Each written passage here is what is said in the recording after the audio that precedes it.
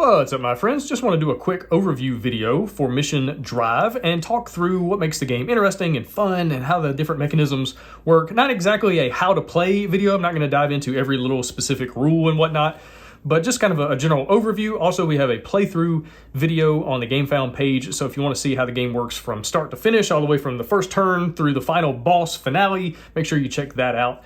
It's a really good video from my friend Kyle, who was one of the main playtesters of this game. But anyway, I just want to show you how the game works in general in a quick little overview. So this is the game before you really set it up. You've got your dashboard down here, you got your road tiles. These are 3 different tiles that kind of turn into 2 areas. You put those together. And again, this is all prototype, print and play quality kind of stuff. This will all be much higher quality in the finished product, much thicker. Oh, these are some pretty nice print and play quality. I made this myself, so yeah, that's pretty good if I do say so myself. Anyway, it's gonna be a lot better quality as far as the color and the cars and all that good stuff in the final version. Don't worry about that. But anyway, to set the game up, you first decide how you want to play as far as difficulty. There's 3 different levels you can play at, and that's going to determine the upgrades and how much kind of money, quote unquote, you have access to buy things. It's going to determine the difficulty of the boss at the end. But we're just going to set up a standard kind of normal game for this one. And the first thing you're going to do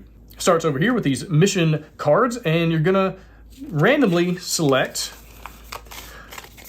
for the first mission, 2 greens. The greens are a little bit easier, the pinks are a little bit harder. In the first mission, you have 2 greens. Second mission is a green and a pink. Third mission is 2 pinks. So the game scales up in difficulty as you go. But for this one, we're just going to set up with 2 green cards on our road right here. And we got letter A and letter F. So there's a lot of replayability in the game. So many different missions, so many different setups, tons of different upgrades, 3 different bosses, and those bosses play differently depending on the game. It's not the same every single time. There's a ton of replayability. But anyway, so I've got these 2 cards for my mission, and so I'm going to set up the board to look like this, and this is what it's going to look like now. All right, so I got everything set up, got my cars, my civilian vehicles are in yellow, the Project Viper enemy bad guys are in the black, kind of the dark purple here, and I start here in my nice red spy car, and my goal is to eliminate all the enemies on the board. So in this case, and for this particular setup, I've got 4 different vehicles that I have to eliminate using my weapons. And later on, I'll get some upgrades. I'll talk about that in a little bit, like kind of help you do that as you go throughout the game. And I've got these movement cards right here. And effectively, the movement is my life. If I run out of movement cards, then I lose the game. If I run out of health, I've got my health tracker right here. If I take damage, either crashing into things or being shot at by the enemy, if this gets all the way down to here, my car blows up and I'm dead. Lose the game. The only way to win each mission, you got 3 missions per game, the only way to win is to eliminate all the bad guys. So let's talk about how you do that. On my turn, I'm going to flip over, first turn, I'm going to flip over 3 movement cards and put them here in my dashboard. And this gives me access to how I can move on this turn. So from left to right now I have access. I can go left, up, up. So I would be able to go left, up, which would kind of crash me into some things. So I'll talk about that in a second. I could go right twice, right here, or I could go up, left. And those are my 3 options. Those are the only 3 ways that I can move on this particular turn. And so let's say I want to use this card. It's going to allow me to go up, and then to the left. So up, and then to the left, I'm going to be able to run into this motorcycle. Now, if I crash into a motorcycle, I take him out. That's a civilian or a bad guy. So I take him out, and I'm put him over here to the left. I'll need him to keep track of things and keep all the tokens over here as you get rid of them throughout the game, and it'll count for end of mission scoring, talk about that in just a minute. And so then this card is going to get discarded, and I draw a new one. All right, well, this new one is a civilian vehicle, the yellow car. It's going to have to pick one of them on the board to move. And let's say, just for the sake of it, I want to move this one, just to kind of move him out of the way a little bit, make that shot up there a little bit easier. Do that, right? That immediately happens and it gets discarded. Then I'm going to turn this next one over. Oh, okay, so this is a enemy vehicle attack card. And so they're going to prioritize me if they can hit me. So for instance, if I was in this spot, it would shoot me and I would take 1 damage. Well, I'm not adjacent. I'm at a diagonal. And so it's not going to hit me. Instead, it's going to shoot a civilian vehicle, and I have to kind of pick which one. Well, I'm going to pick the truck. I'm going to use this card to shoot the truck because the truck has 2 health. which means it doesn't blow up, which means I don't have to take a penalty at the end because it's still out there. You only take a penalty if a civilian vehicle blows up. So I don't have to worry about that on this one, thank goodness.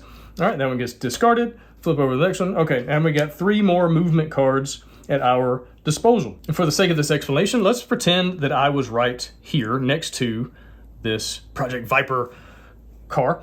And so I want to take them out. And now you can either shoot before you move or after, but you can only shoot based on which card you use. So for instance, if I use this card, I can only shoot to the left. So I'd be hitting this civilian, not what I want to do.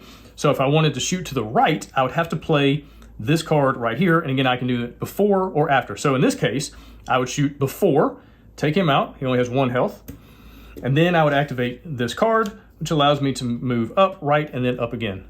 So up, right, up again. That would be right there, trying to eliminate these next 2 Project Viper cars. Flip that one over. Now, let's say that I wanted to go this way, right? I wanted to go all the way over here for whatever reason, but I can't do that as effectively as I want to. And so maybe I want to do this, but I need to do the reverse. Well, in that case, you have these 3 mirror tokens that allow you to take the opposite direction. So for instance, if I use my mirror, it's 1 time use per mission, then that means I could go, instead of going right, I could go left. So I'd play this and I would be able to go left, maybe setting up some future turn or something like that.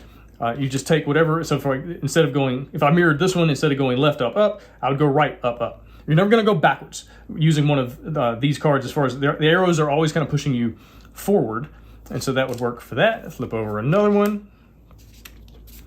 Let's say I needed to break, though. Let's say I needed to go back. You can discard any card to move back 1 or 2 spaces. So the arrows are always pushing you forward, but if you need to break, if you need to back up, maybe I was right here and I need to get to this car right here to destroy it.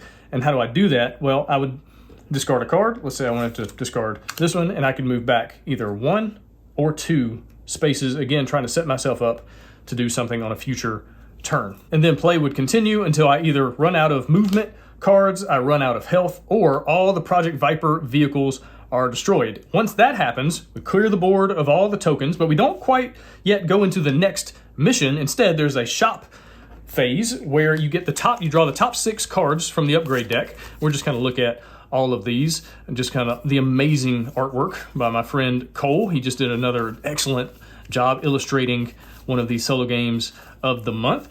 And so anyway, you get access to the top 6. You lay them out in front of you, decide which ones you want to purchase and how well you did based on the difficulty rating or difficulty you chose for the game of the 3 different levels. You'll get access to a certain amount of money minus any penalty. So if you lost some civilian vehicles, you're going to take a penalty. You're not going to have as much money to buy these upgrades. You can get cards and put them in front of you. Maybe I want to put the grapple card in front of me to be able to use that. I have the access to that for the rest of the game. Then you also have to buy charges. So the grapple costs me 2. It can hold up to 1 charge. You can use that once per mission, but I have to buy that. So that would be 2 plus 1, so that's $3 right there to be able to use that in the next mission. You can also spend the card itself to get rid of it for the rest of the game if you have kind of like a one last hurrah deal. Also, if I had taken any damage, I could spend $1 to increase 1 health point. So I could spend 2 to go back up. And depending on how much money you have access to doing different things, all of the mirror tokens flip back over. All your movement cards get shuffled back into a deck. And then you would draw 2 more mission cards. And for the second mission, it'd be a green and a pink randomly selected. For the third mission, like I said earlier, 2 pinks. If you're able to go through mission 2, same process where you get to add more upgrade cards and then go through that mission for mission 3. And if you do that one, then you get 1 more shop phase and then you face the boss. Now, the boss is chosen before the game is set up. You choose either you want to fight the giant Goliath tank or the jet or the double rover tank, smaller tanks. There's 2 of them though. So you pick which boss you want to face. Then you're going to draw the weapons cards, and so there's 3 of each different type of weapon, and then 3 different bosses. So you've got tons of different ways that each game can play. And then the bosses might have drones, it might have heat-seeking missiles, has different cards that it's going to be playing. And again, you can modify difficulty here too, depending on how many green cards you mix in with the pink. The more pink you have, the harder it is. The more green you have, the easier it is. And so let's say I wanted to face the tank on kind of a not super difficult. Let's have 1 green card and then 2 pinks. How about that? Where the Goliath tank is kind of difficult. So I've got number 1, number 2, and then a number 3. And the way the boss works, it's going to tell you where it goes on the board, and then what it's going to do on its turn, right? So I can already see, all right, it's going to move here, it's going to do this with the drones, move here and shoot, move there, and just, if it hits me, I take damage. But then the way it works is, so number 1 becomes number 4, right? So I can just keep moving these. They flip over, and you kind of get a sense, in the same way in a video game where the bosses have a track where they're going to move to a certain place and do a certain thing, and then it's on a loop. Well, you can kind of figure that out for the boss and kind of determine what your movement needs to be and your strategy for how to defeat the boss as it moves around the board and tries to shoot you. And again, you got the different ways of doing that. And then you have to do damage, and these will probably be cubes or something else in the final game. But anyway, so you're adding damage. In the Goliath case, you need to do 4 damage to it to defeat it. And yeah, defeat the final boss. Drive off into the sunset. We got a little spy work at full throttle. That is Mission Drive, just an overview. And hopefully it looks like something you would be interested in. And thank you so much for watching. Have an excellent day.